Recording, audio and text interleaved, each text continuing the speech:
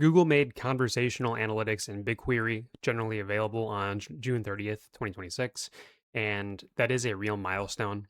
It's just worth being precise about what kind. General availability is a support and stability commitment rather than a correctness guarantee. So Google keeps the feature running and honors an uptime commitment. Whether the SQL it generates for you is actually right is a separate question, and this video is about that question. Now, Google's own launch stage definitions back that up. A generally available product is described as open to all customers, ready for production use, and covered by a Google Cloud SLA where applicable. That is the entire definition, access, support, and stability. And nowhere in Google's own wording for GA does the word accuracy or any promise about a correct answer actually appear. Google's own documentation goes further and confirms the gap directly. The known limitations page for conversational analytics states that querying large amounts of data can cause reduced reasoning accuracy and data agents. A vendor that documents its own accuracy degradation mode is not claiming its SQL comes out right every time. And as far as text to SQL accuracy generally goes, BIRD is the benchmark researchers built specifically to stress test it against large, messy, real databases.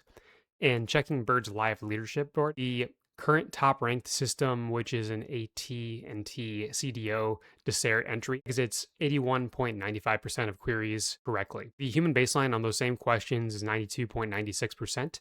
So the best public system out there still misses close to 1 in 5 questions. Now that gap has been closing. When Bird launched in 2023, the strongest system tested reached only 40% execution accuracy.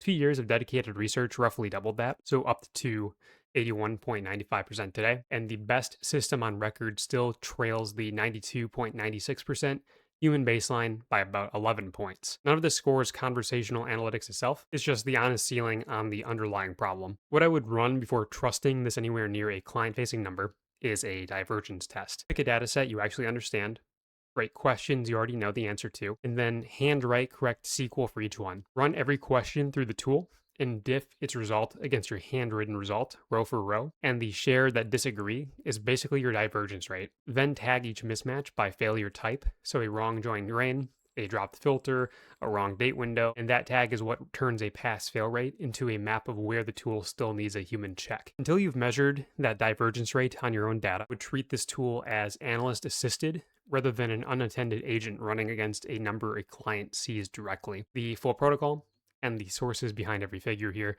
are on my website, and I would genuinely like to know which failure type turns up most on your own data. A wrong join grain, a drop the filter, or a bad date window. Thanks for watching, and I will catch you all in the next video.